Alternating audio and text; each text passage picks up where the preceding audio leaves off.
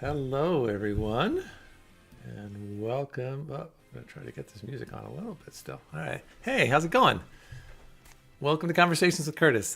I'm Paul, and I am the host of this program, and we are so excited to be able to do a follow-up interview with one of our previous guests, Robert Holmes. The composer, Robert Holmes, will be joining us in just a little bit to talk about his new album, and we'll listen to more of it. What we've been listening to right now is a track from his newest album sequel. It's called Back in the Saddle, and I've been listening to this a lot the last couple of days, and it's just some great stuff, and I can't wait to hear him talk about it and to get some questions from you. And I'm seeing folks from all over the place.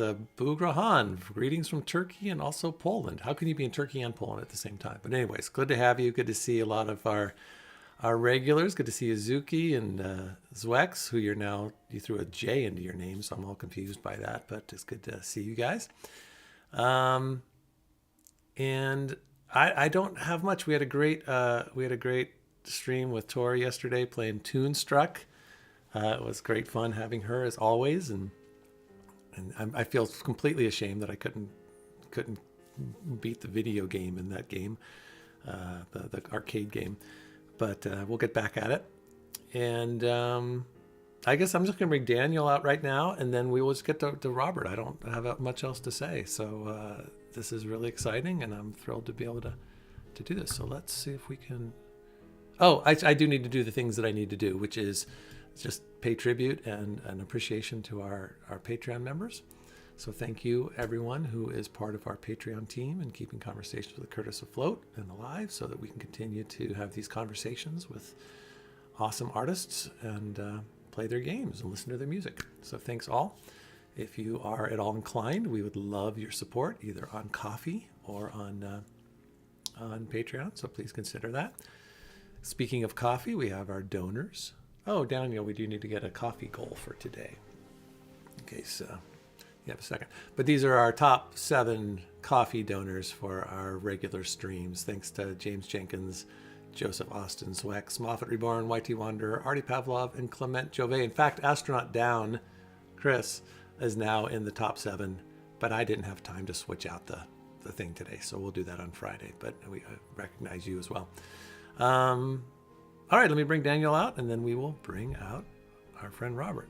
Daniel. Hey, buddy. How are you?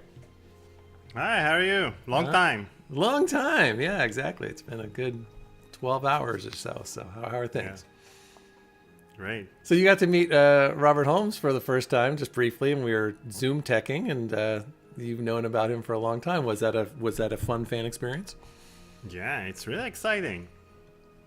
You know, meeting people that are part of your childhood in a way, of either developers like Graham Devine, when we met him when we played The Seventh Guest, or Robert Holmes, who's in charge of the soundtracks of games that I played as a kid. So this is exciting stuff for me. It is exciting stuff. What I'm not excited about is about the fact that I'm gonna bring him on, and there's a 99% chance that we're all going to be frozen when we go to the next scene.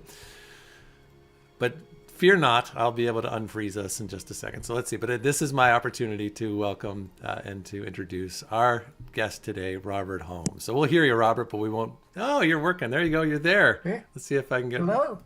Hey, look at that. We're all here. All right. It worked out. How are you? I'm great. Thanks. Thanks for having me. Oh, it's great to have you back. So do you realize it's pushing, I mean, it was March when we had our conversation. Wow. Yeah, this last year just zipped by. Well, I would think so. So you had a lot. You were focused on a lot of things. So I imagine the days went by quickly. So yeah. Well, how are you feeling about? You're on the circuit right now, talking about the work that you were planning. For how long was this in the process? Yeah, well, we did the Kickstarter actually a year ago this month. So it's really interesting. You do something like this and you kind of envision how it's going to go. Of course, it rarely does go that way, but it's always great to sort of get to these these milestones as you move through it and see it actually manifest. And it's something that's always been really important to me when we have done these Kickstarters, that that what we say we're going to do, we do, and that the quality of what people are empowering us to create, is hopefully there, and the people, feel like they're getting a good experience being a part of the process. Well, my question is that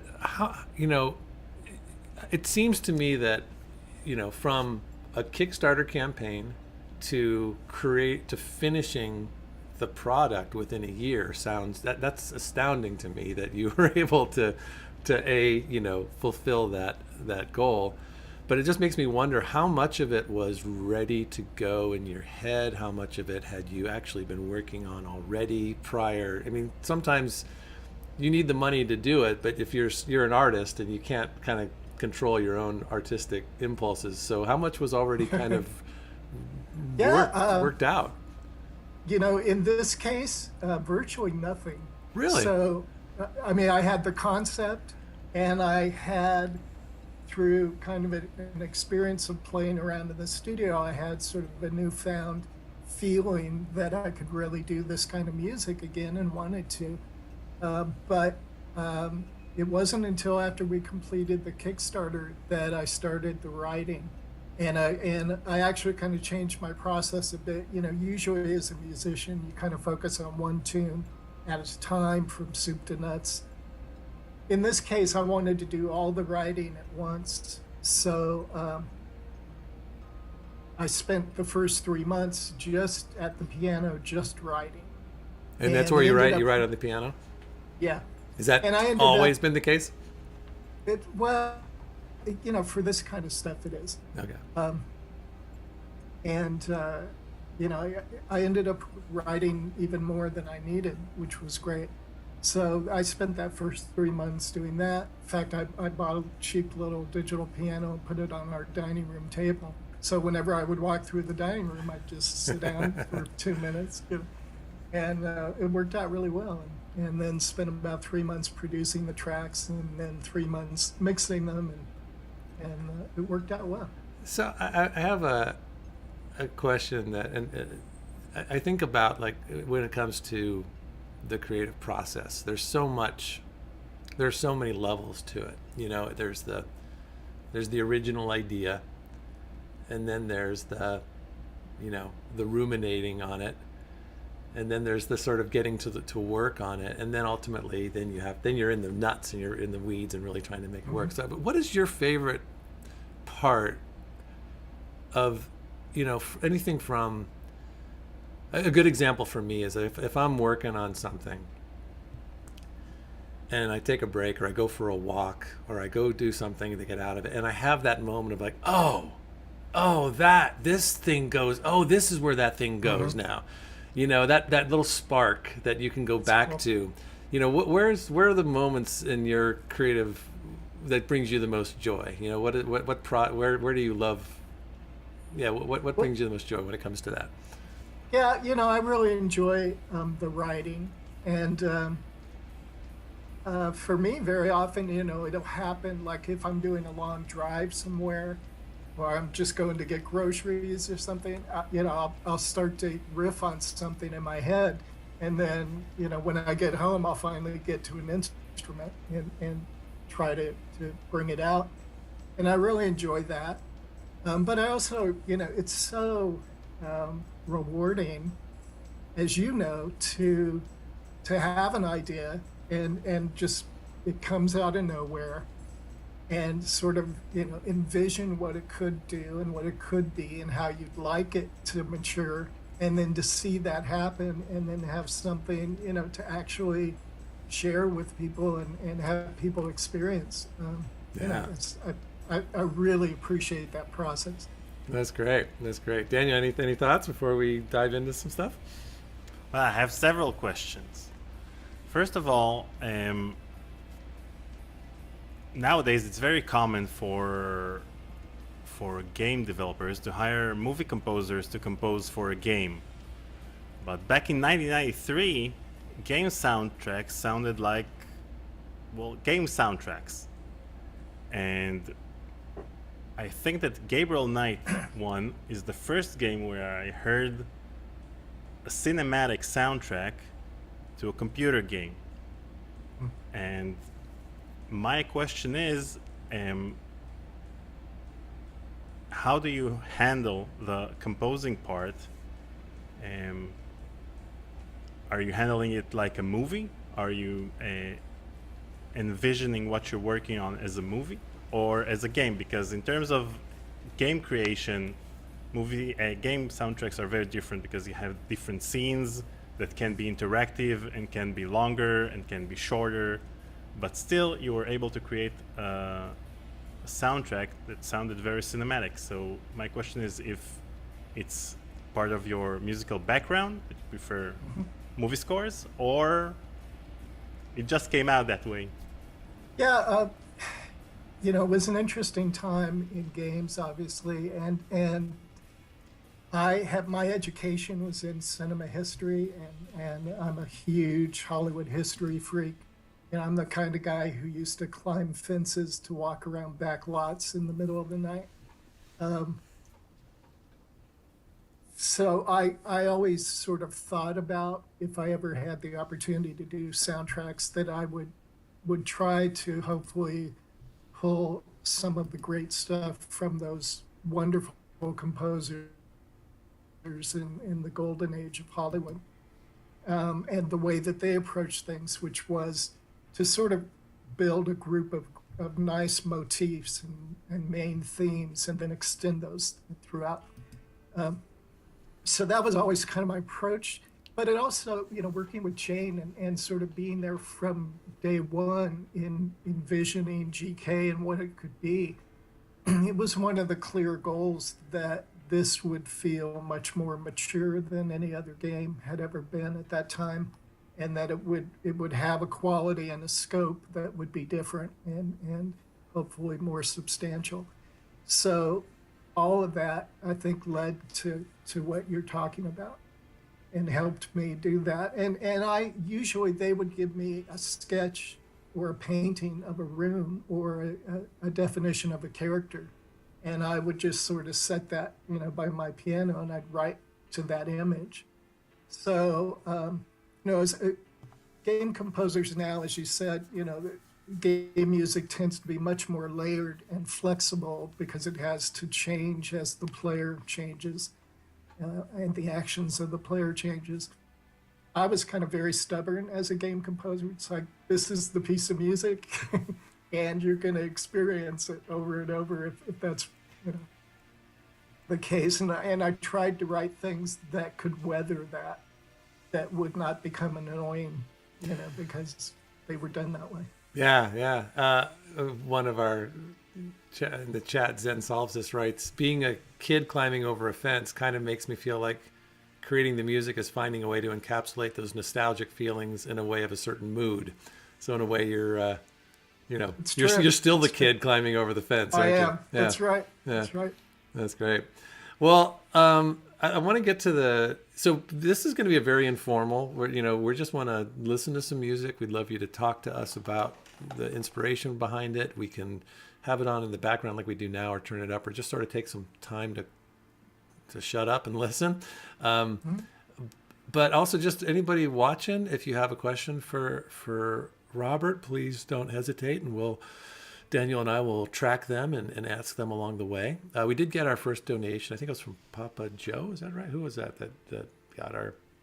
got things rolling today?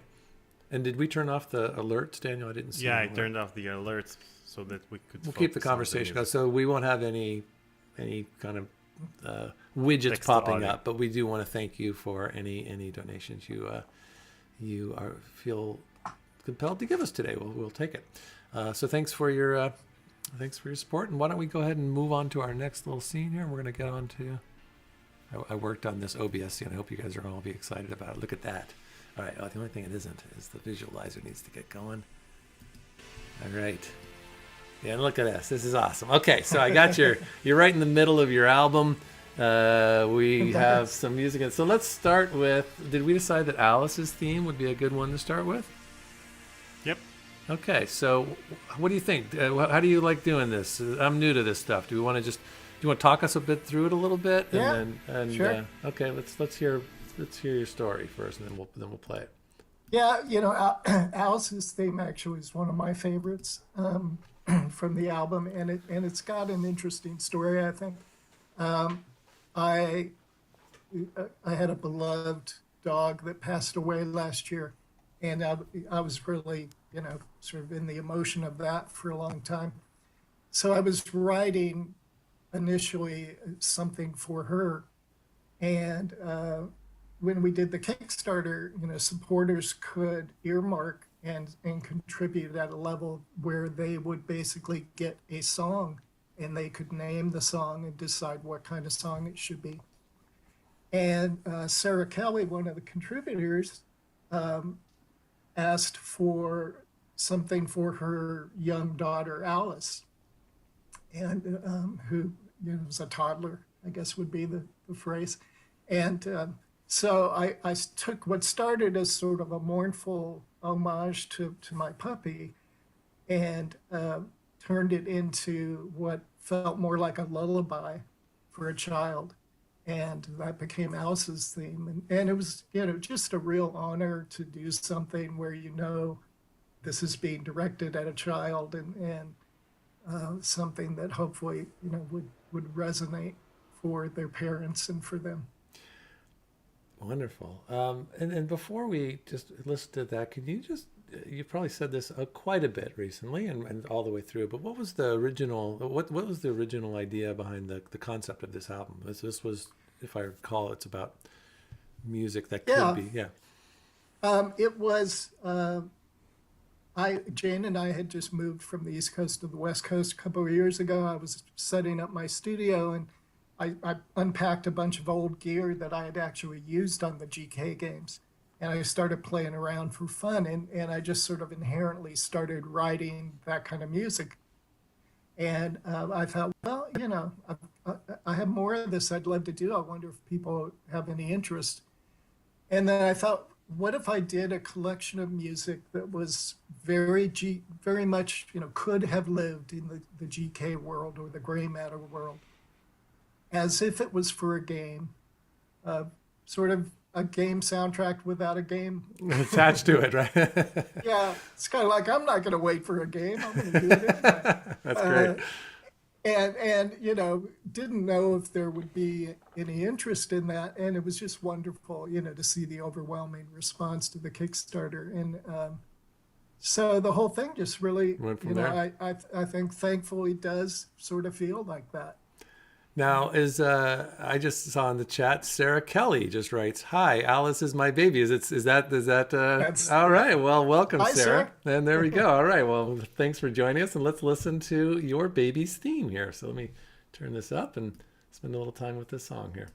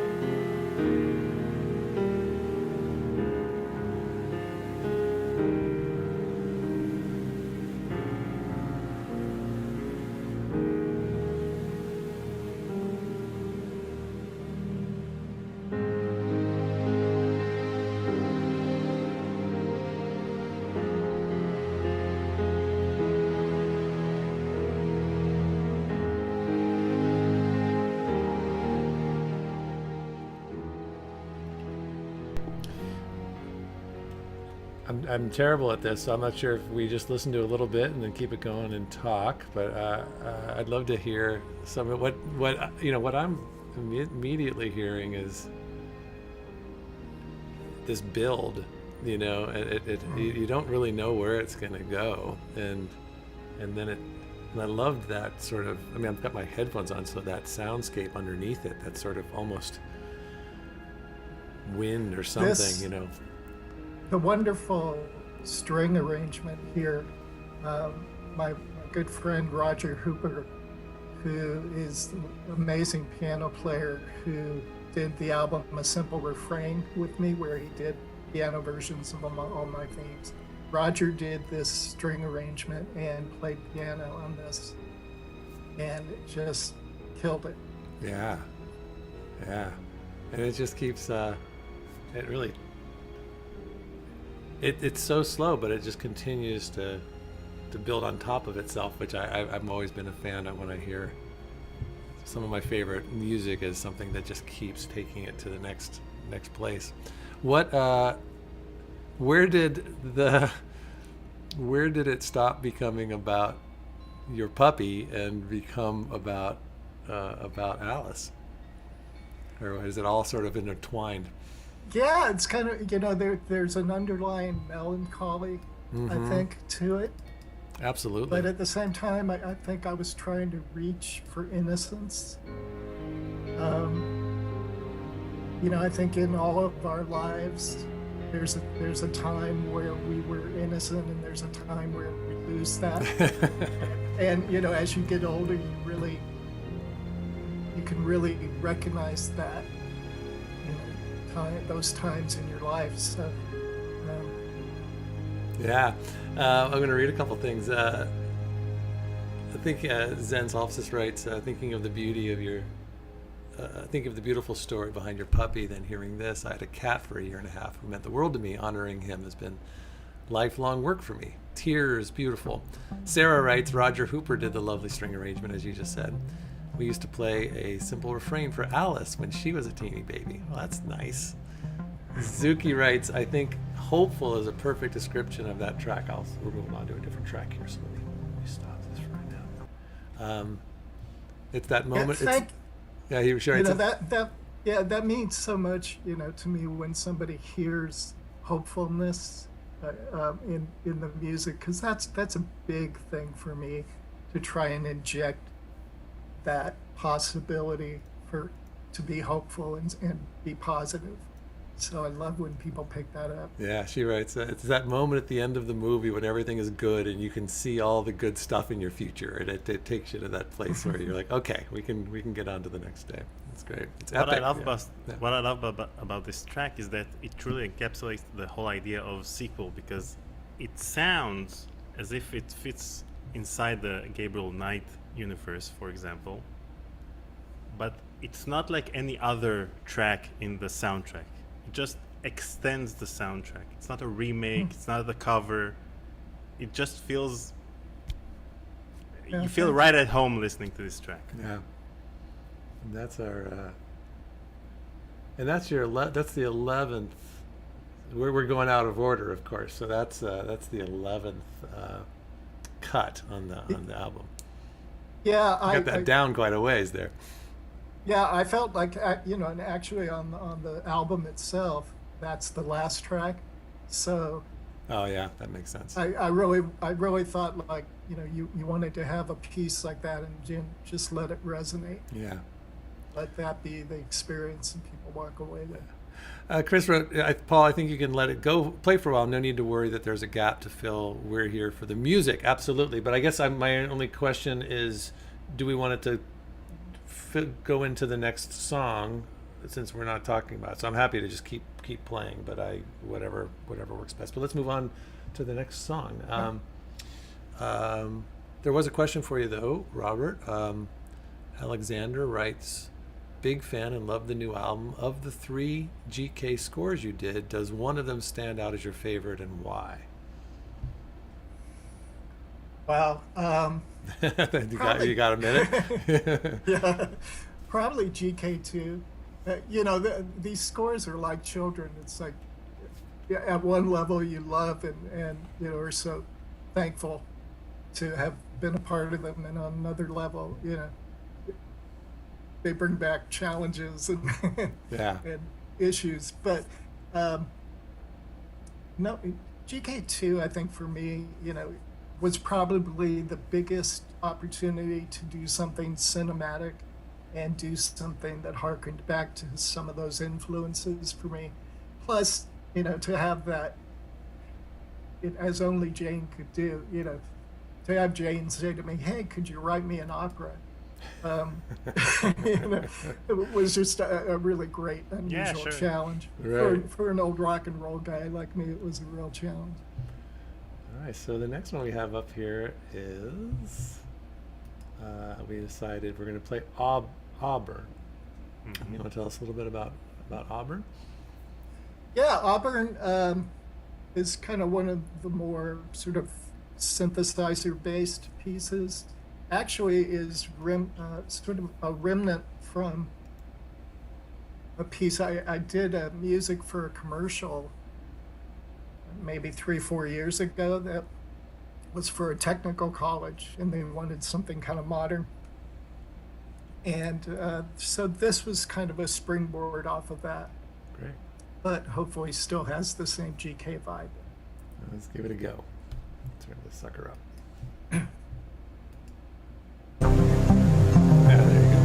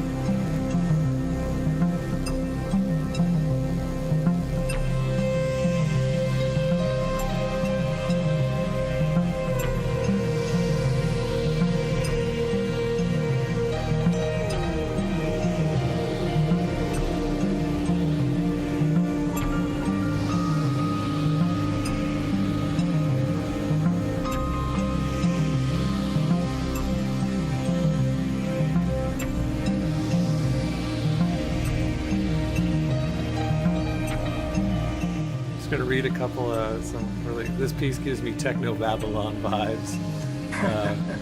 I love the percussion in this track. Papa Joe Robertson says I do too. Mr. Robot vibes is Daniel.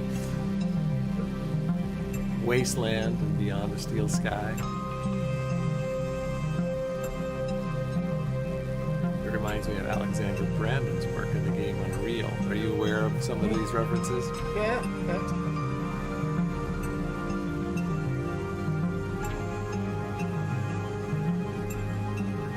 Jane has said that this reminds her of Vangelis. Yeah, that's right. I was thinking about that too, a little bit. Oh, because of the synths. Yeah. So, what were you visualizing in your head? Like when you hear this now, do you see a sequence in a game that this would be perfect for? Yeah, one of the things I did in starting off was to sort of go back to those soundtracks and think about, okay, what kinds of scenes, what kinds of themes do all of the games, include? So you have, the big stuff, the small, low, emotional stuff, the love stuff, the funny stuff. And this, I think, especially in GK1, very often in rooms we had themes that were a little more subconscious and not quite as overt. And I think this kind of falls in that category. I'm just going to keep it going. Well, as we talk about this a little, I'll just replay it during the background here. Yeah, it has. I feel like it could be placed in a number of different. It does feel in a hacker movie. Yeah, it feels like there's a moment where there's something covert happening, right? There's a. I could definitely see some sneaking around during this. There you go. Yeah. How fun would it be to have, and I imagine this might, tell me if this is part of maybe what you originally envisioned, but seeing how and where people would place your music in their, you know, in their scenes. Yeah. Somebody asked me, you know, if there's going to be a new game in the future, which hopefully there will be, you know, would you use some of this music? And I certainly could in the most dynamics, but I think in general, you know, one of the great things with Jane's work is that there's so much to react to. So, you know, I would probably start anew and create things that reacted to what she was creating. Right. Yeah, it would be hard to sort of cram whatever is already created into something that's new. But you never know, right? Sometimes it could just be a perfect, you know. So you both work pretty well together, so I would imagine that. That's true. But you know, I could see somebody, you know, licensing some of this album to use, you know, in something. Sure. Was that something that you were originally interested in, or was it that was never really the thought? I'm always open to that. Mm-hmm. You know. More the better. Yeah, exactly. I think people should keep that in mind, you game makers out there. All right. Couple thoughts here. Let me see if there's some more stuff to read. Zuki wrote, I think my favorite track on the album is Imperial Crimson. Would love to know what the inspiration behind that was. Let me find that and let's play it. We're already going off track here. I love it. Well, and that's that and Alice are my daughter Raleigh's favorite tunes. So here's Imperial Crimson right here. Let's listen to it a little bit, and then you can talk us through it.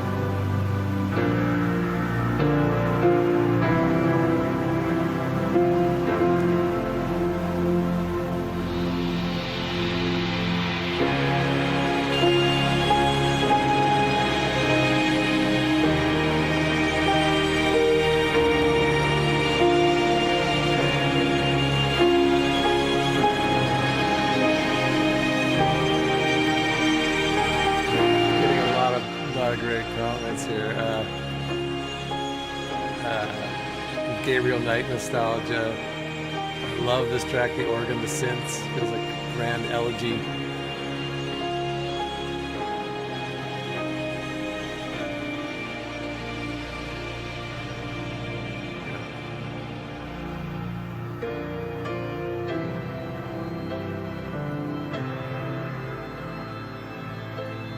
Yeah, my daughter says this track reminds her of India. Oh, really? Yeah, that's funny. Which I can kind of hear. Yeah. Oh, I remember. Boy, she had her heyday. She did. It does remind me of Memory of Trees, right? Yeah. Interesting. Yeah, you want to tell us a little bit about this? Yes, one of the supporters had asked for a theme that would be kind of noble and something that had more of a positive position, but also, you know, obviously would feel like it could live in the Gabriel Knight world. So, one afternoon I was doing a drive and I started sort of hearing this, and I came home and it just sort of played out the first time I sat down with it. And I think the thing I like about it is that it has a lot of the evolving textures and depth, but at the core, kind of harkening back to that album with Roger, it's just a very simple little melody. Yeah. And for me, those are usually the most powerful. Yeah, it never loses. They get stuck in your head. It never loses the simplicity, even though you build around it. And at one point, it gets fairly, I wouldn't say, the wrong word I'm going to use is frenetic. It's not frenetic, but it gets kind of, it starts to go to a big place. But then there's always this spot underneath it that never leaves you. It's really neat. It's lovely. Thank you. Yeah, that's really neat. This is fun. Can you talk a little bit about the making itself? Like, what was were you did you do everything in your studio? What were I did, yeah. Was this all, other than bringing in, how many different people did you bring in? How much, I know nothing about music, so were you using what were all the different types of instruments that I'd love to know more about them.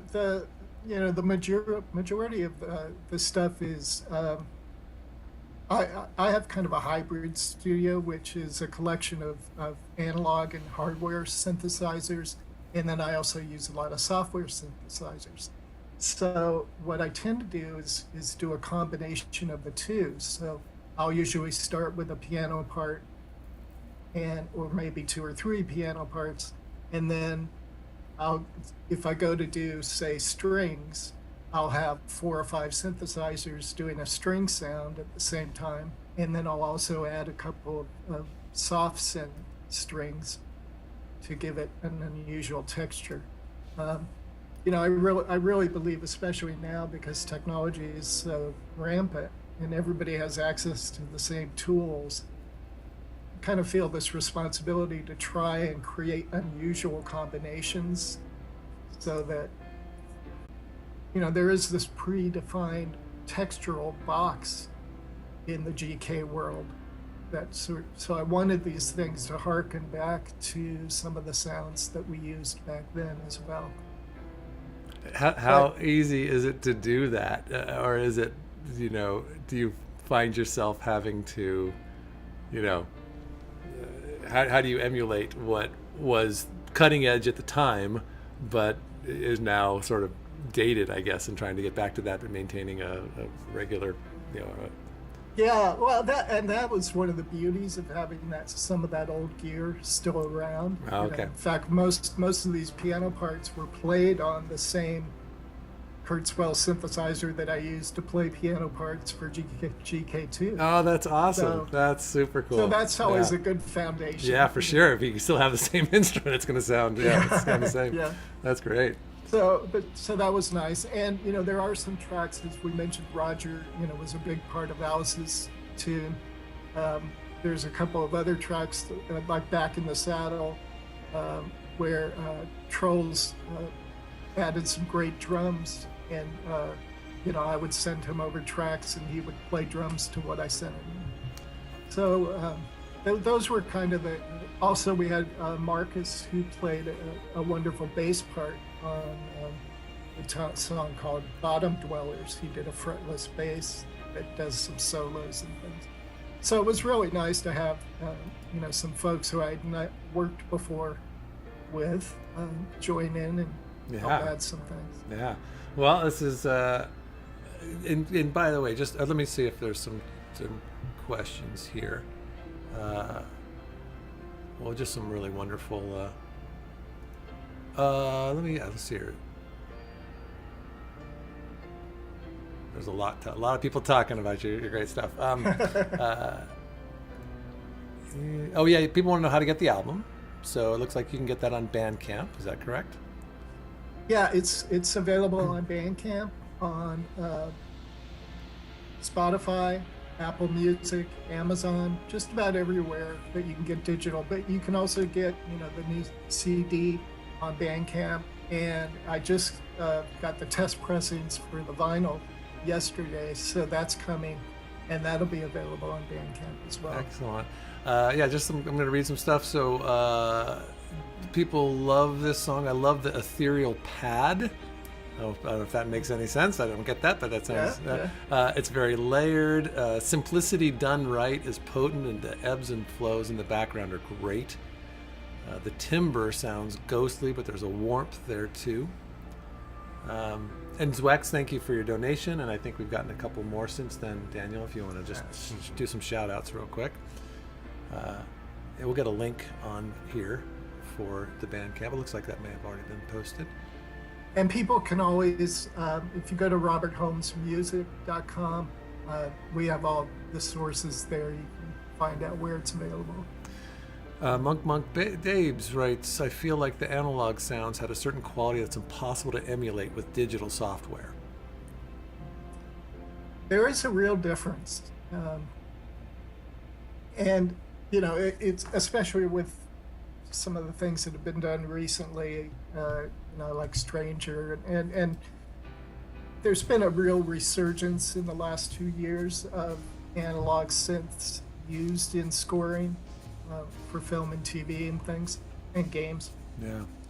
So, you know, it's nice, and it's kind of funny because when we were doing the GKs, actually, we didn't have access to analog synths because we were just using things like the Sound Canvas from Roland. Yeah. But I just posted the link to the album on Bandcamp. Excellent. And thank you, Papa Joe Robertson, for your donation. Ron asks, go ahead, Daniel. Thank you, David Oberlin, Zwex, Astronaut Down, and the Schattenjäger for your thanks, support guys. during the last year. Appreciate that. Ron Wrighton writes, I've always loved Prologue from GK2. I wonder what Robert's inspiration behind this track. I've always thought it was perfect for Grace and Gabriel's heartfelt scene on the bridge. that's one of my favorite tunes also from that game. So thank you for that. And actually, Roger does an amazing version of that on a simple refrain that I really love. One of the great things with Grace and Gabriel is there's so much under the surface going on between those two characters.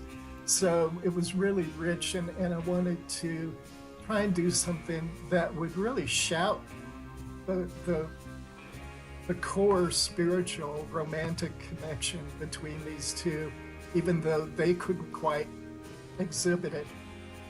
Yeah, that was what was underneath. That was what was bubbling. That was what they couldn't. What they couldn't do. That's great. So this is Bottom Dwellers. Do you want to just go back to this a little bit and just hear that that moment, and then we can get to the next song that we talked about. Let me just sit back here.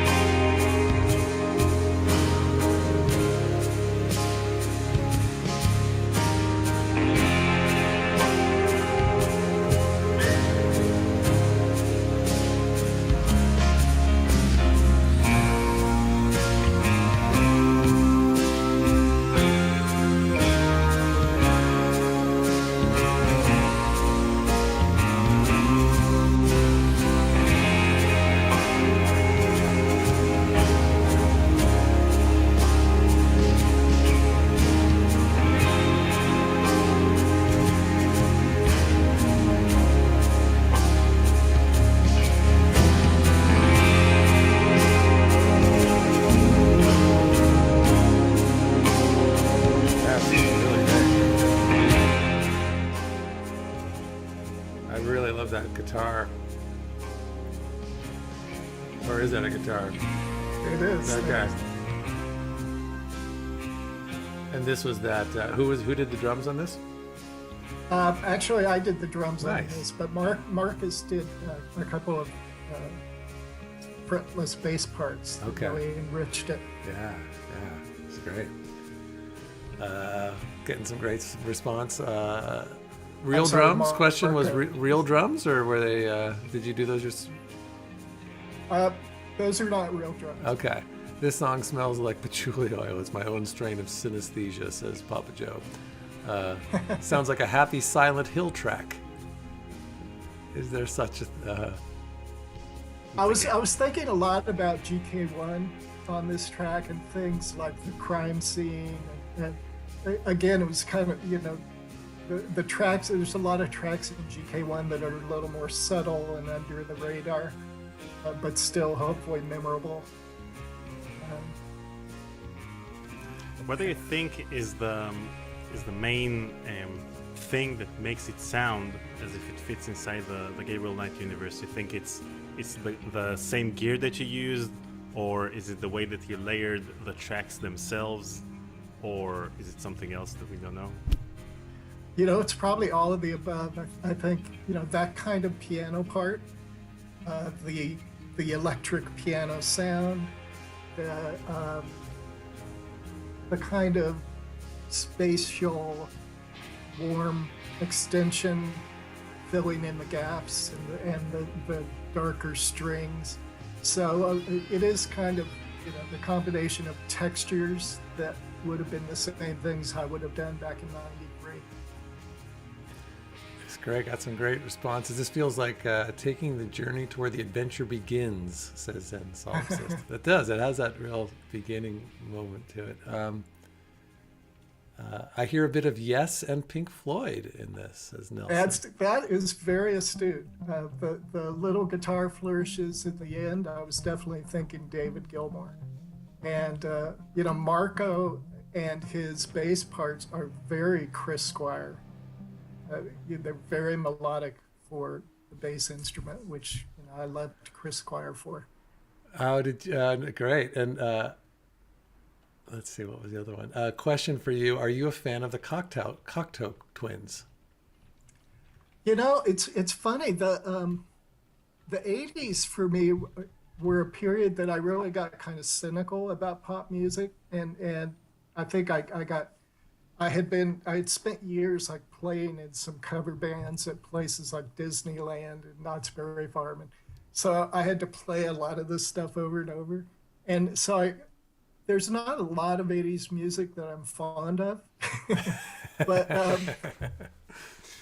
it's a rough decade for music. Yeah, it is and it isn't. around. There's some really, it's one of those things where you go back to some of it, and of course, it doesn't all hold up. But yeah, it's just like anything else. There's good stuff and there's not so good stuff. Yeah, for sure. But I loved the Eurythmics. I love, of course. I mean, I'm always a little more on the rock side than I am on the synth side, which is kind of ironic. But there was a radio station in Seattle, and they did I was just on the road, not just driving my kids around, and they did like a block of Devo songs, and I forgot how just fantastic those guys were. I mean, they had their couple of hits that everybody, but some of their deep cuts are just tremendous. It's really fun to hear that stuff. I had the pleasure of meeting Mark Mothersbaugh.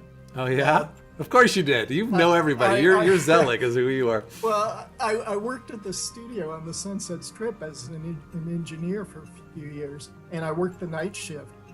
And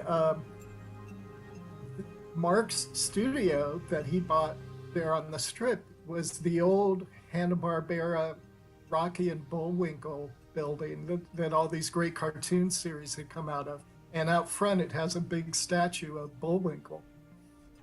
And so on my break, I would walk down the street, and almost every night as I did that, Mark would be sitting out under the Bullwinkle just taking his break. And so we would chat, and I would share how much I love Devo stuff, and it was cool. So he was just out there chilling, huh? Yeah. Oh, that's great. And he seemed like a really interesting, very obviously very intelligent, interesting guy. Yeah, neat. Oh, that's great. Let's see. I've got to put up people are with you on the Eurythmics. Let's see what else here. Well, let's get to the next song that we had talked about playing, and that is. I feel like look at me. I'm a DJ. You guys, this is crazy. Flights of Anticipation. That's the first track on the album. So this is the actual. So what I imagine when you're creating an album, at the end of the day, you're going to have to arrange it. Are you arranging? Did you know right away this was going to be your first track, or No, okay? no. In fact, that was one of the more painful parts of the process. After everything was pretty much done, was trying to figure out, an order that would feel like both a listenable album order and the way a game might flow. To me, when I was thinking about this tune, I was thinking about Gabe sitting on a plane, flying to some exotic place on his way to the big adventure that he doesn't know, What he's about to get into, yeah. And Well, let's check it out. Well, Okay, let's go. Flights of Anticipation, track 1.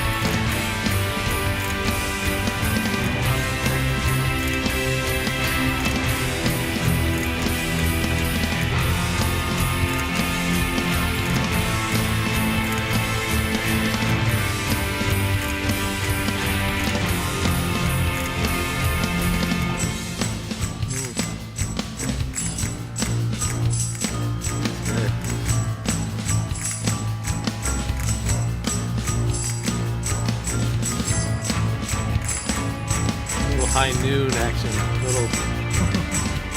Feels like a showdown's gonna happen.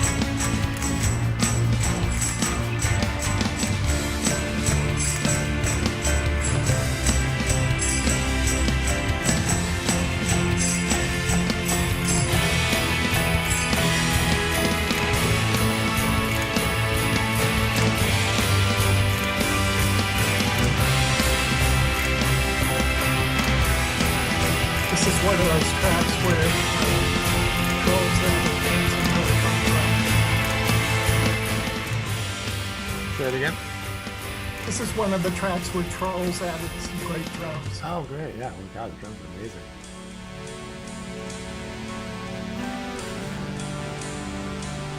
Well, this song just hooks you from the beginning. It's just got, you want to go on this journey, you know?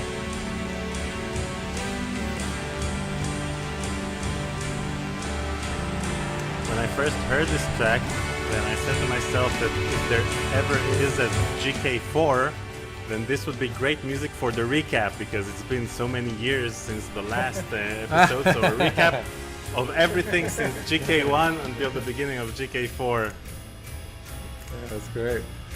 Yeah, I wanted this to feel like a big name theme. And people have always said about the Gabriel Knight theme that they loved the fact it was in 7/8 and it had unusual rhythm to it.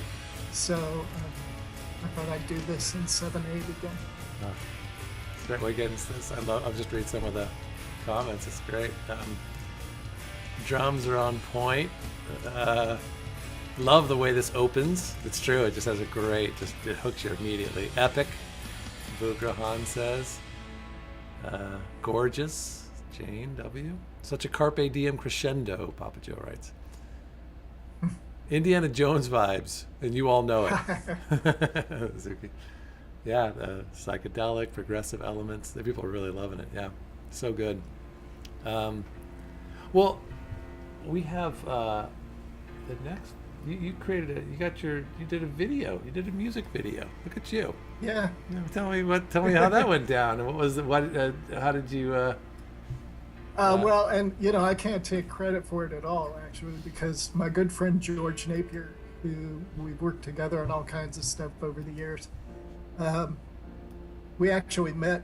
I hired him when I was working as an agency guy to work in my technology group, and turned out we just had these great connections, and he's a really gifted composer and sound designer and videographer. So I threw over a bunch of tunes from the album to him and said, hey, would you like to do a video? And this is what he came back with. And George has an amazing gift for finding existing footage and building little cinematic stories with this footage. And they feel what he ended up with to me feels very much like a story as if it were in a game. And it feels like it could be in the GK world. And there were even little flashes that harken back to some of the GK So what stuff, we're about to which is watch, everything was already, you didn't hire actors, you didn't go out and film Nope. everything. This is something that was out there. He was able to get access to it and put that to your music.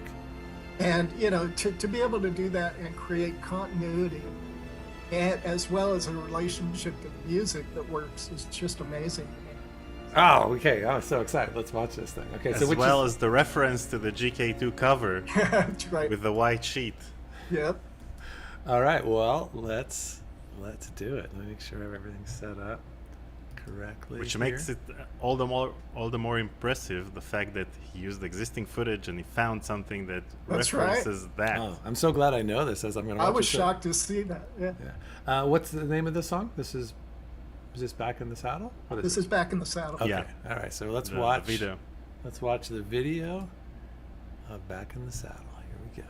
Hopefully everything's going to turn it up a little bit. I hope it's not going to be too loud. And there we go. Oh, hold on. It's got to.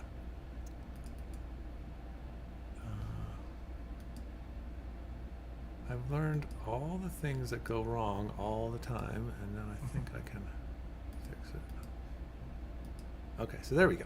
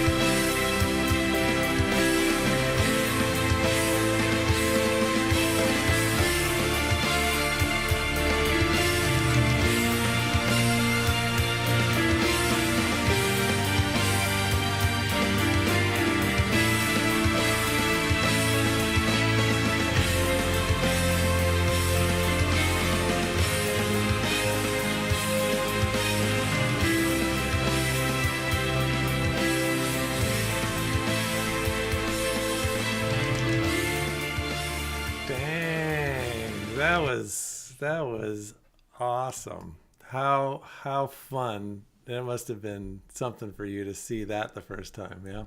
It really was. It Well, was that's great. exactly what we were talking about, right? Like to actually let people have at your music and see how it makes how they can what's the story that they can tell within that. And boy, what a cool it's And the same experience on this one with Trolls on the drums. Same thing. I just sort of sent him over what I was doing, and he added those wonderful drums that really drove it.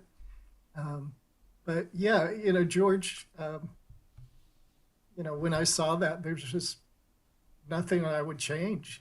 Just It's true. It's really there's so many little moments of just the inner. I mean, I look at it and I just see. I love the juxtaposition of like being stuck in whatever environment you're in, and how much is bottled up inside, and this feeling of floating and just emptiness, and that beautiful image of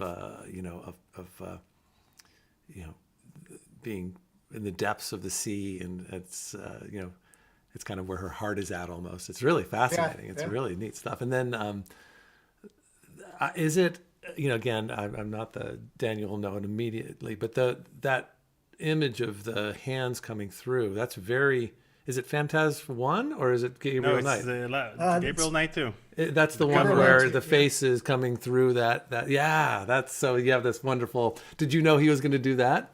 No. Oh, that's great because that In fact, absolutely. in fact, I didn't even catch it the first time I saw it, and he sort of pointed me Really? to You it didn't and notice it asked right away? if it was all right. Yeah, Oh, that's I great. went back and saw it. Yeah. It's yeah, it's so I'm so fortunate to have so many truly gifted and interesting artists as friends and collaborators, and it's always a real pleasure. Yeah, to ever be in a situation where you can, when you're creating something and then you're able to bring in those friends and those talented people who are in a position to be able to add to it and that's so great to be able to work with your friends and to provide work for them. And I've never had an experience where I've collaborated with somebody where the work wasn't elevated Yeah, because of their contributions, right. which is so powerful. Yeah, there's nothing worse than like, oh no, Yeah, this that's is right. way worse than I was hoping. You've actually Yeah. ruined this. Yeah. I need to get new friends. Yeah, exactly. All right. Well, what else do we want to go to? I'm looking around, seeing a lot of very wonderful comments about the music, but one thing you said in our just prior to us starting is I know a lot of people ask. We'll get off. We'll just take a moment here. Maybe I'll just switch over to CFR. So we've talked a lot about. That's not it. And this is us frozen. All right. I should have turned this off. Let's talk a little bit about where things stand in the world of, just people always want to know about whether there would Yeah. ever be another GK, where Microsoft is, any of that stuff. Have you guys done any kind of Yeah, checking yeah. in? Yeah, it's interesting. We did the PAX West thing here in Seattle a couple of months ago. Jane was on a panel, with Ken and Roberta and Al Lowe and Ron Gilbert and Dave Gilbert. And Yeah, I it was really there. I was great. there. I got to sit next to you Yeah, for that's that. right. That's right. Yeah. You and I were, Yeah. And, it was great to see the energy and feel some of the momentum. And, so great to see Ron Gilbert's game do well. And that the Williams are getting ready, I think, Yeah. to have a nice success with theirs. So it feels like there's some really good natural momentum for the world of adventure games. There have been periods for Jane and I where we really wanted to do things, and because of Activision, it just wasn't possible. So we're very hopeful. It's like, with the Microsoft transition, which I think is supposed to wrap up in June, Oh, really? That's when it's going to happen. Okay. Yeah. There were some issues with you like know, Europe or something. There was something that kind of kept it from. yeah, they just have to be very careful, because of the whole monopoly stuff and all that. The antitrust. But they're spending $68 billion on a lot of content and a lot of IPs, and I know them well enough as an organization. I worked a lot with them when I was in my agency life. These are very smart people. They know how to extend things. They know how to exploit things, and they're very interested in creating and progressing and using technology to do that. So we're very hopeful that now that these things will be out of Activision's hands, that there'll be more flexibility about opportunities to either with them or through a licensing dynamic and other developers. Jane and I are at a place, and this is really one of the reasons why I did Sequel too. We are both at a place where we would love to spend the next few years focused on games. And we both feel there's more to do, both in the GK world and in the gray matter world, and others that Jane has had percolating. So we are very, very open to and actually, doing what we can to help create momentum and help create opportunities that might develop to make some of that happen. And one of the great things that Jane and I have always experienced with this work is, if we truly put some intention behind it and we truly envision what could happen, and we act out of that we can help the universe create that. So we feel that there will be new games coming, and we're really excited to hopefully be a part of that. Oh man, that's so exciting to hear. I feel like it's what is it? Once bitten, twice shy. You got there's a hard. It's hard to put yourself out there when there's so many forces that could stop you from doing it, right? So you don't want to get your hopes up too much, but just to hear that you're both in this place right now and together, I imagine there are probably times one of you might have been ready and the other one wasn't because there were other things going on. And, yeah. But for you to both be in this spot right now and to have the enthusiasm and the energy for it, that's super exciting to hear. And to know that, this new, with Microsoft, there might be more, willingness to listen and to give back to the people who made these things, so. Yeah, we're waiting for the exact same thing for Phantasmagoria 2 Remastered. It's you just never know. There are so many scenarios that could work. Somebody could come to us and be willing to fund it, and we could drive the development and get a license from Microsoft to do it. We could, we're just across the pond from Microsoft, so we could partner with them if they're interested in doing one. Or, an existing developer might say, hey, I want to do the next GK4. Let's go to Microsoft and get a license. And Bob and Jane, you guys, be a part of the team. Well, it seems like Ron Gilbert really may have opened the door for this type of thing because he was able to, and I don't know all the details, and you probably both do more than I do, but he was able to get the reins back of his brainchild, and the people that owned it were able to give him full creative control. And look at what's happening. It's like it's one of the most popular, adventure games that are out there right now, and it had such a huge response. And so to know that well deserved, right? And so that door is now open, and I think that the people that hold the reins are going to realize that there's room for you. And so I think I'm seeing everybody's like, oh, this could be more. This could be really good. Yeah, everybody's very excited to think that. And there's also guys like Dave Gilbert who have been doing great games at a sort of in a different scale. but still, giving people a lot of pleasure out Oh, of that. And, yeah, I talked to him. So We had a good I got to meet him, and he played one of his very first games with me for a little while, and he's Wow. great. He's just a Yes, what a yes. what a delightful guy, and just really held, basically kept the adventure game. He's very humble, but I think everybody gives him credit for keeping that genre Yeah, alive when everything kind of yeah. went south for a while there.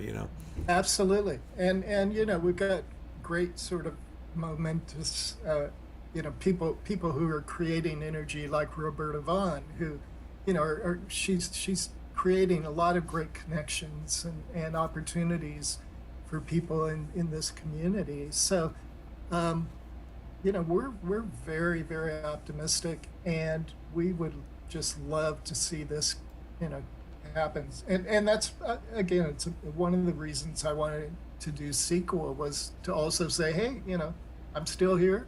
Hopefully, I can still do this, and there are people who want to hear this. So, Yeah, clearly. That's great. All right. Well, let's see. We had some of the other things that you shared with us are some bonus tracks and some fan created work. And so yeah, let's. the CD version actually comes with 5 bonus tracks, and also we did a covers contest as a part of the Kickstarter, and originally I was just going to take sort of the winning cover and put it on the CD, but they were all so good that I couldn't decide. So I said, okay, I'll do another disc and we'll just put them all on. So there's a second disc that has just all these great covers from all over the world that people have done. Well, let's start with a couple of, or at least one of the bonus tracks. Was there one that you prefer to start with, Robert?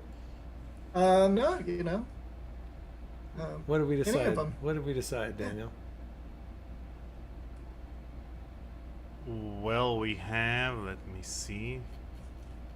Just a second. We have track number 1. I'll let you in on the name. It's the Melchior's Cabin. Mel Clark's Cabin. So this is a bonus. Oh, track. that's one of the covers. That's one of the covers. actually. So I have. Is it Oberon? Oh, you want is the it- bonus tracks? Yeah, it's the Oberon and Last Song. or Song the- for Oberon. The song for Oberon and the last song before midnight. Okay, so I think this is the song for Oberon. I hope this is it. Tell me if it is,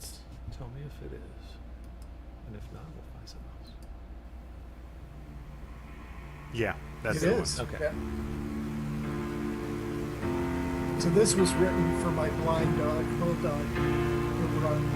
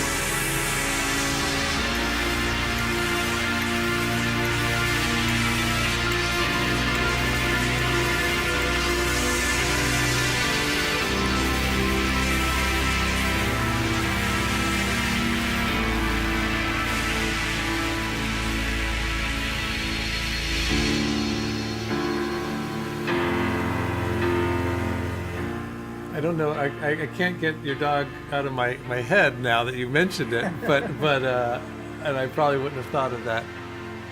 But thinking about it, there's just this sense of it's slow, and I imagine any dog that is blind is going to have to go a little more slowly than they would normally want to. It's a bulldog, so they're not the fastest of dogs in the world. Okay. But there is this relentless sort of optimism behind it that feels. It's been such a great experience and sort of learning from him. There's such a nobility and a strength, that an animal who is totally blind, just sort of in a very trustful way, still goes through daily life, and he's so brave, and he's so, wonderful in so many ways, and yet so handicapped. Yeah. And I wanted to try and reference that nobility. Yeah, that's the right word, the nobility of it. There really is that feel to it. Did he lose his sight throughout his life, or was he born? We don't know. We rescued him about 2 years ago, and he's about 6 years old, we think. And nobody really knows why he lost his eyesight. And just after we got him, he had a bad infection, so they actually removed his eyes. But but he goes on walks. He gets around.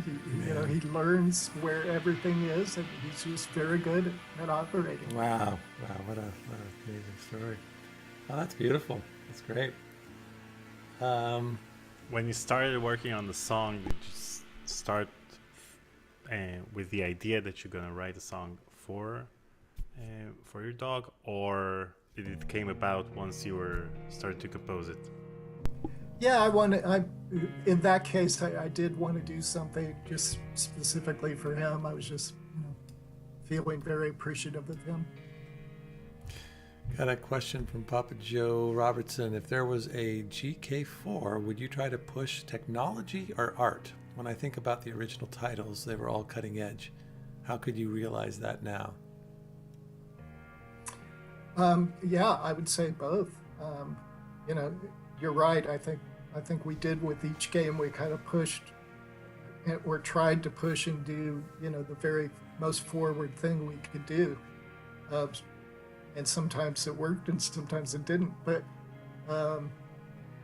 I think that's why it's very interesting to see what the Williams are doing with VR. There are some great new, and not so new, but very cool, still emerging technologies that we would certainly be interested in looking at. Oh yeah, so many options. So the first game was a classic point-and-click adventure game. The second one was an FMV because that was the cutting-edge technology at the time. Then the third one was 3D because that was the cutting-edge technology at the time. Right. So right now it's supposed to be either VR or augmented reality, one of those. That's right. Who knows? And by the time a game would actually be developed and released, who knows? What the next thing is. I mean, it was always interesting with both GK1 and GK2. Sort of midway through the process, Sierra's capabilities changed, and they got a new engine, and there were new things we could do. So we had to kind of shift our expectations. Mm-hmm. I let the music move on. So this is another bonus track that's been playing in the background. The last song. That's what it's called on my. Yeah, this was written for a good friend, Lana Meyer, who is a wonderful novelist and GK fan, a great supporter of Jane and I's work. And Alana wrote a wonderful group of novels, the first one being Last Song Before Night, that are fantasy-based. And I wanted to write something for her that could go ahead with the website for her new release and sort of be a musical accompanying of the novel. That's awesome. Okay, now I think, now that I know you're just writing, music for your friends and contemporaries, I need you to write a Conversations with Curtis theme song. We need like a bouncy. Hey, we need a bouncy. Yeah, absolutely. I'm down. All right. So we'll unveil it in 2023. We'll get the new That'd be CWC. great. Okay, I love it. You all heard it here. We're gonna get a Robert Holmes original theme song for our show. All right. Should we let's listen to one of the covers. Yeah, Zen Solipsis says in the chat, every one of these tracks has given me the chills. I'll be listening to this whole album again. Robert made changes in people's lives with this release. Bravo. Yeah, that good. So thank you. I think he speaks for everybody listening and who will be listening once they watch the replay of this video. I will say, I think, I don't want to take up too much more of your time, but when Roberta Vaughn, you mentioned her. She did reach out to me back when we thought we were going to all. We've tried to have this listening party for a while now, but things kept getting in our way. A lot of it was just snow, right? Snowstorms. Yeah, exactly. But when we were going to have it last time, she reached out and said, "Hey, that you would like to give a copy of a CD to somebody today, so we could do like a little raffle or a trivia game." Is that still on the table? Absolutely. Okay, so we'll Daniel will come up with either a trivia question or we'll come up with some way to get that to one of our listeners today.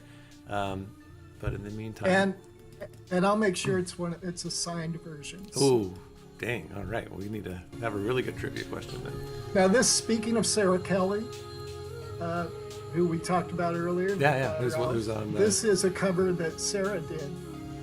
Oh, really? And well, let's turn this up a Sarah little. This is singing. Aria. Oh, wow. Hey, Sarah. Let's listen to you.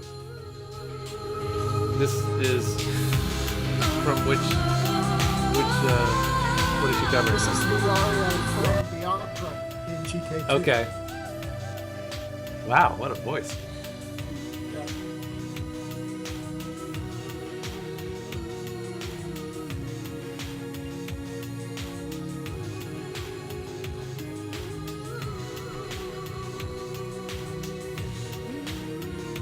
She did this with John Paul Sapsford, who, is a really talented guy.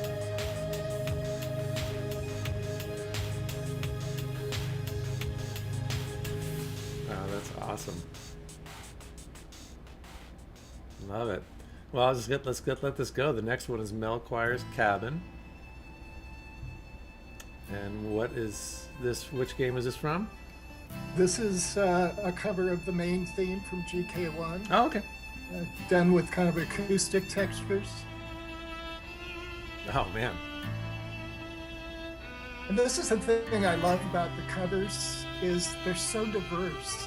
There's so many different genres. I love when people just take this stuff to a whole new place.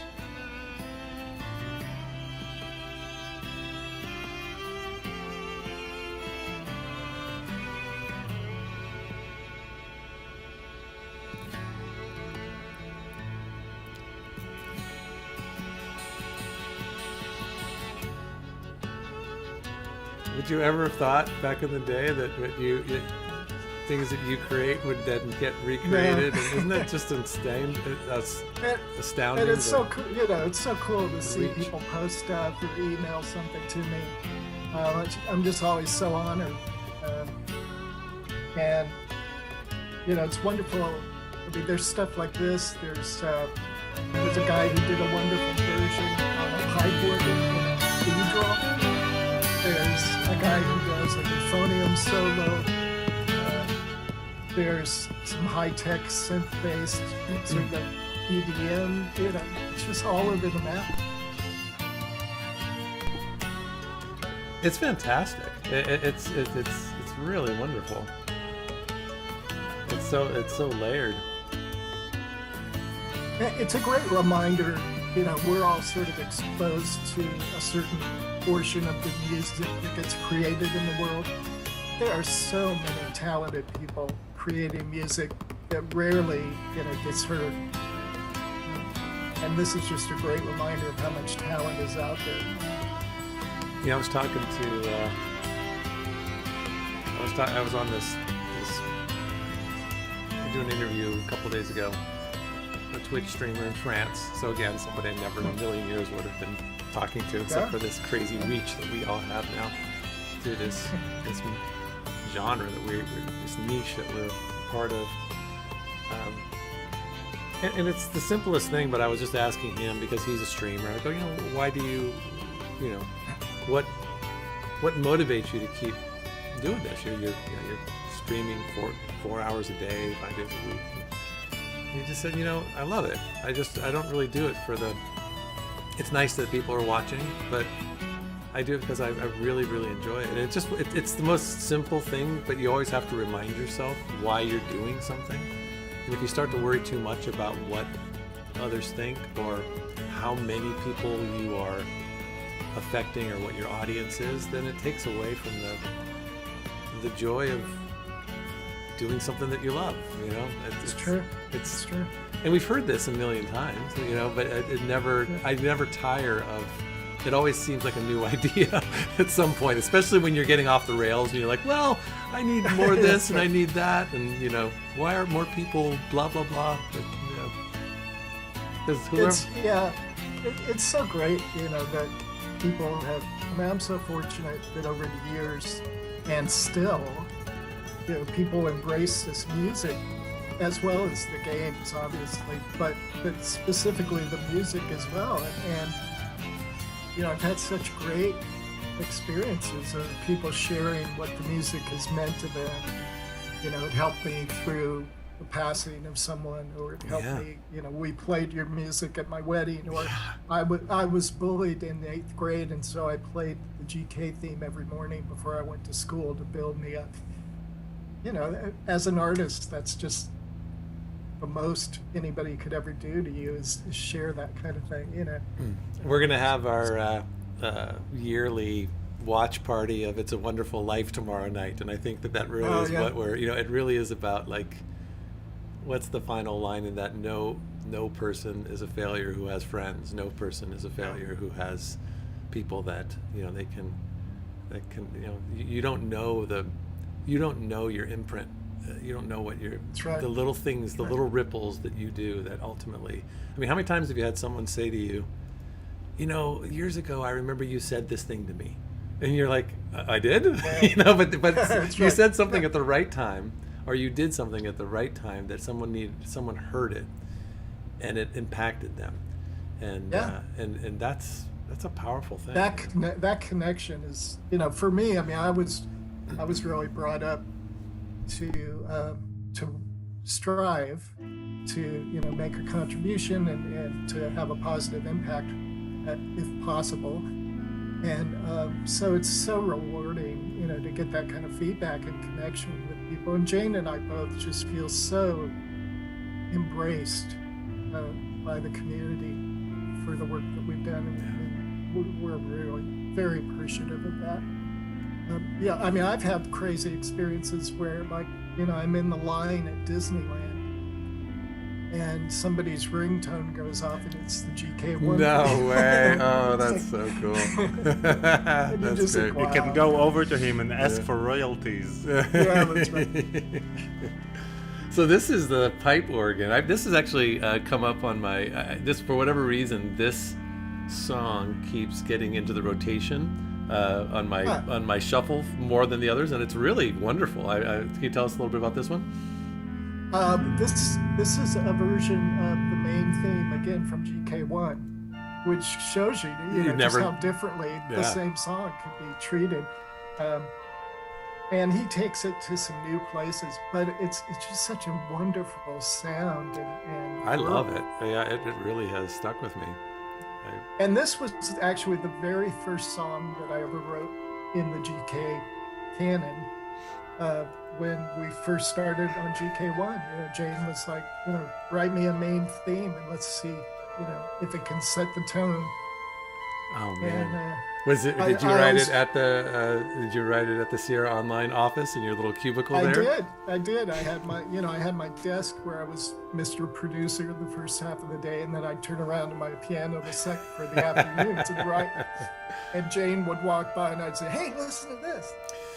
There was a funny. I don't know why this brought, but we talked with Graham Devine, who made and really nice guy, and he was very just really had some great stories. But he told a story of after they did Seventh Guest, Ken offered him a job, and he was like, "That sounds good," and he was excited to come. But then Ken never gave him a letter, an offer. He offered him the job, but there was never like a full-on contract or a agreement letter. So Graham's kind of at that point working on his own company, thinking that it didn't come through, and then Ken calls him up and says, "Why aren't you here? We're ready for you." And he's like, "Well, I never got the offer." He goes, "Well, yeah, I told you. I told you on the phone. That was the offer."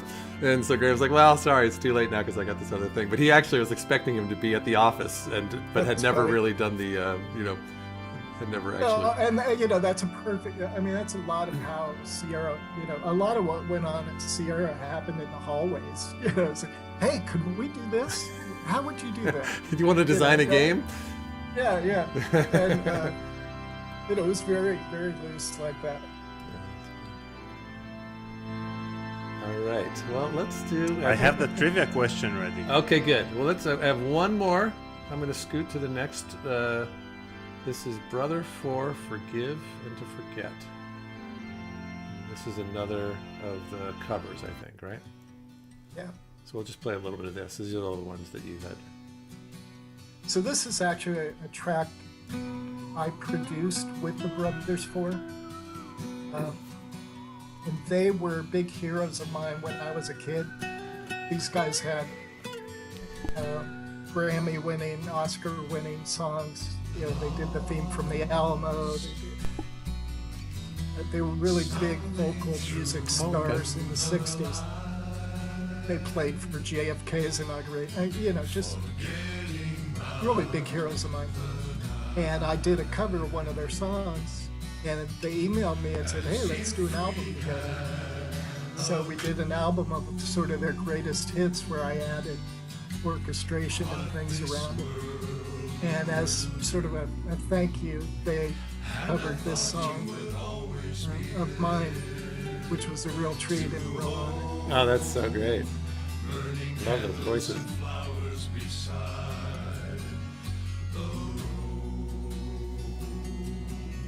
All right, let's see. Am I missing stuff? So yeah, I was getting such nice positive responses all through. Okay, Daniel, let's get a trivia question here. Okay, how do we want to do this? Before you just hand out the trivia. Well, I'll send the question in the chat because the chat is our video has a delay, so I want everyone to get the question at the same time. I'll post it in the chat and then I'll say it out loud here. And the first person who answers the question wins the trivia. Oh, I'm excited! All right, good luck, Okay, everyone. ready? Am I in? Can I? I'm going to type in too. Yeah, you can. I'm not going to know question. anything. I don't know. Okay, so the question is, what's Trevor's extension in Phantasmagoria 2? What? Oh, you went for the San Frantas 2? Oh my gosh! All right, I don't know. I'm going in.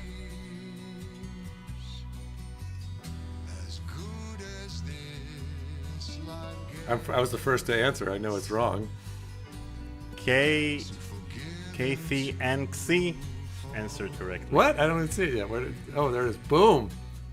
K thanksy. K thanks. 6125. All right. Oh, everybody else was totally wrong. Oh, Zuki got it. She was shortly after. All right. 555. Hey, Johan, have a good one. Thanks for swinging by. I know it's late where you are, so have a good. Okay, thanks. Contact us on Discord and in Discord or however you want it. You can just also email us if you're not on. Is she on? She on Discord? Do you know that? Do you recognize K Thanksy?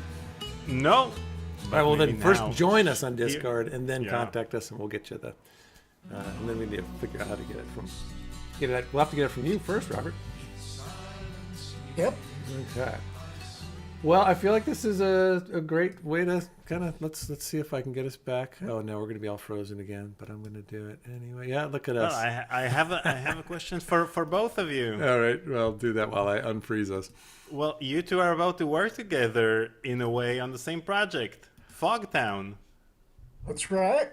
Well, yeah. What's the story there? I mean, I guess this isn't the time to talk about it, but I haven't heard anything in a while. Do you know what's going on with that? Well, I know they're kind of heads down working on some stuff. Sean is a great GK fan, and he had shared some of Fogtown with me, and I thought, oh my gosh, this is wonderful. I love this. I mean, Jane and I are both big Anglophiles. We'd go to England at the drop of a hat, and we're big Sherlock Holmes fans too. So Fogtown, I think, is just a wonderful project. So I just kind of kept pestering Sean, saying, hey, be happy to help out. And they already have a very talented composer attached, but I am going to be involved. I am going to do some themes and some special stuff as they grow, which will be a lot of fun for me. So I'm looking forward to that. Yeah, no, that's great. I know they were kind enough to reach out to, I guess they're the first, producers that I know of that kind of reached out to some of the, these old FMV actors who did something once a long time ago. I think they got Dean Erickson, I'm having a hard time getting that guy. He's been so kind.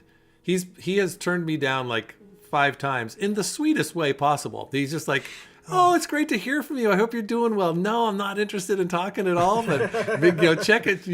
Check with me in another 6 months, and I check with him 6 months later. He's like, oh yeah, gosh, you're great. No, still don't want to talk. But he's really sweet about it. But apparently they got him too, and so they'll have some. Yeah. They have some FMV actors that I think will be. I don't know. I still don't know what my part is. He asked me kind of what I wanted to do, and I gave him some thoughts, and so. I know how long it takes to make these things really happen. And I think I'm in the camp that will be the last to know because they got so many things that they need to do. But I can't wait to work on it whenever it happens. Yeah, I think it's going to be great. Yeah. So it'll be fun. We can both go to the launch party. Yeah, for sure. That'd be great. Well, Robert, it's great to see you. And it's a pleasure seeing you again. Thanks for taking the time. It's really been fun to Mark, to get to know you as a person and to get to know your work more. And I just am so impressed with this album and how you pulled it together. Well, thanks, Paul. It's the same. It's been wonderful to get to know you guys. And I sure appreciate the opportunity. And thank you for helping share the music and get the word out. And thank you, to all your listeners who've been so supportive and responsive. Yeah, well, it's really been, appreciate it. Yeah, and I would just say, keep your ears out because there is going to be some activity early next year that may be interesting. Oh, you just gave us a little teaser bomb. I love it. Oh, I can't wait. Okay, well, please let us be some of the first to know. We'd love to, whatever Absolutely. it is, we'd love to spread the word and and celebrate whatever you're up to. Well, thank you. Yeah. Well, it's always a pleasure. And yeah. I want to wish you guys and everybody listening the very best holidays and New Year. Yeah. Well, I can tell if you guys, this is a perfect stocking stuffer. So please purchase Robert's wonderful album sequel. As you can tell, it's just a fantastic. It just takes you on such a journey. There's so many wonderful things, and there's a real. And I think Zuki said it early. There is just the one theme that takes you all the way through is just this sense of hope, and I think we need that right now. And thank you for providing that. And thank you. Yeah, we'll check in with you in 2023, huh? All right, sounds good. All right, take care, man. Take it easy. Thanks, guys. All right, see ya. Let me scoot on over here. All right, Daniel, we're still unfrozen. We're good. Hey, it looks like we just got. Yeah.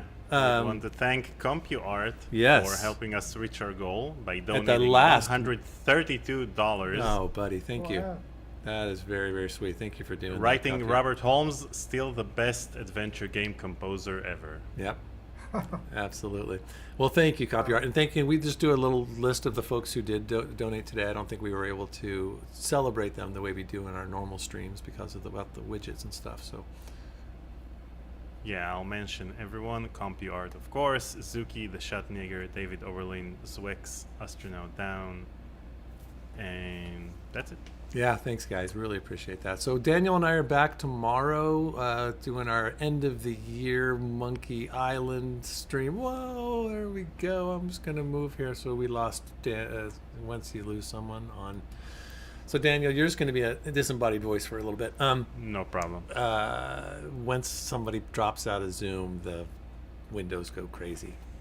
But if I ever get a PC, I have a feeling it's going to be a lot easier to work OBS. But thank you, everyone, for joining us today. I thought that was a blast. He's so talented, and what a nice guy. And it's just great to have him. And Daniel and I'll be back tomorrow playing LeChuck's Revenge. We're maybe halfway through. I don't know. Are we halfway through? Are we less than halfway through? Oh, God, we're never going to finish that game. Oh, and here's something that you guys should all know. Excuse me. We reached out to, I have a couple of new guests that will be joining us early next year. Haven't worked out the dates yet, but I did get confirmations from Dominic Armato, who is the voice of Guybrush Threepwood. He said he's going to join us for a conversation with Curtis, so super excited to get him on. So hopefully we'll have him in early January or sometime in January. So we're still working out the dates. And then I reached out to our old friend Ross Scott of Accursed Farms, who joined us briefly during the third episode I think we ever did. The Gary Spinrad. The Gary Spinrad episode. He came on and talked to us just maybe 10-15 minutes. But Ross has been a great supporter of ours. He does unbelievable work if you don't know his work. It's so creative the way his Freeman's Mind game, and then he does these reviews and such that he's just so great at. So anyways, Ross will be joining me for a full conversation with Curtis. And so those will be our first two conversations in the new year. And anybody who is a current Patreon member or would like to dive in and become a Patreon member before the end of the year, on Monday we are going to have a end of the year get together with all of our Patreon and Coffee members. And we're just going to celebrate the year that we just had and talk about the future and have a conversation, and we'll just kind of keep it really light and fun, and it'll be Daniel and I, and we'll have some gifts to give away and some trivia, and we'll just kind of have a good time. So we will get that link out to you all in the next day or so, but that'll be Monday at 12 noon, and then that will be it. I'm going to be going on vacation on Wednesday. I'm heading out with my family to visit some in-laws in a different country. And so we'll be gone for 2 weeks in a much sunnier climate than we're in right now, and then back right around the first of the year. And then we'll start all over again. So that's where we're at. Hope you guys have a great rest of your day. It's good to see you all. And see you tomorrow. All right, take care. Bye. Bye.